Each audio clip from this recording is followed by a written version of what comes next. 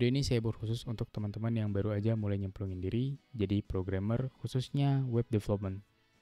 Jadi perhatiin baik-baik karena materinya bakal benar-benar fundamental banget. Sebelum adanya website keren kayak gini, kita mesti tahu sejarah terciptanya web development. Yaitu pada tahun 1990-an, seorang insinyur bernama Tim Berners-Lee, dia nyiptain suatu konsep sistem yang memungkinkan sebuah dokumen bisa terhubung satu sama lain melalui internet. Ia juga nyiptain protokol HTTP yang jadi jembatan antara server dan klien untuk saling ngirim data. Jadi HTTP ini yang jadi perantara atau jembatannya. Nah, karena data yang dikirim berupa teks mentah, kita tahu akan lebih mudah membaca dokumen yang diformat, makanya dia ciptain HTML sebagai bahasa untuk markup atau simpelnya ngeformatin teks jadi lebih rapi dan lebih terstruktur. Selain itu, menurut saya juga mantapnya bapak ini, dia juga nyiptain browser pertama yang dikasih nama World Wide Web atau www, yang sampai saat ini nama www ini kita sering temuin di website. Jadi dia bikin HTTP untuk transfer datanya, dia ciptain HTML untuk format datanya, dan dia nyiptain browser www tadi untuk nampilin datanya. Nah, dari sini udah kebayang belum? Kalau kita mau bikin website, berarti wajib hukumnya tahu yang namanya HTML. Yang sampai saat ini, seluruh website di dunia tanpa terkecuali, bahkan YouTube tempat video ini diupload, itu pakai HTML sebagai markup language-nya. Oke, sekarang kita akan bahas HTML.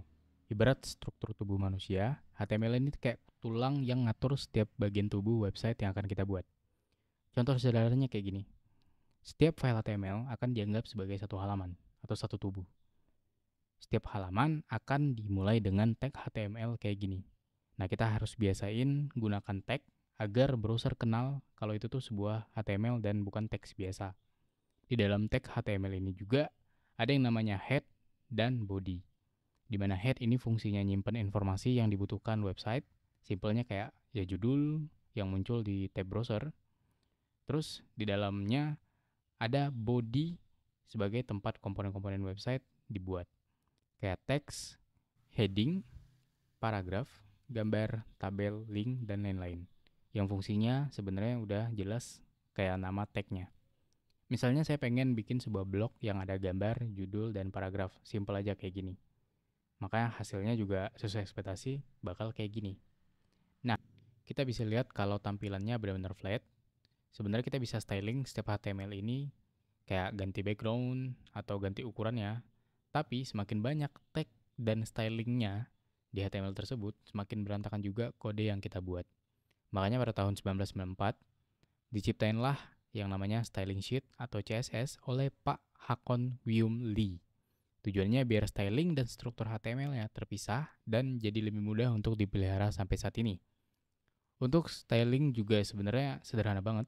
Kita perlu ngasih identitas tiap komponen HTML yang ingin kita hias, misalnya teks ini kita pengen ganti warnanya dan backgroundnya, atau gambar ini yang ukurannya saya pengen perbesar gitu. Kita bisa juga style CSS ini secara general atau spesifik untuk masing-masing komponen. Kalau general, tinggal kita buatkan saja seperti ini. Kita masukkan saja tag HTML-nya di CSS, dan kalau pengen spesifik, kita perlu buat nama custom sendiri yang biasa disebut kelas atau ID.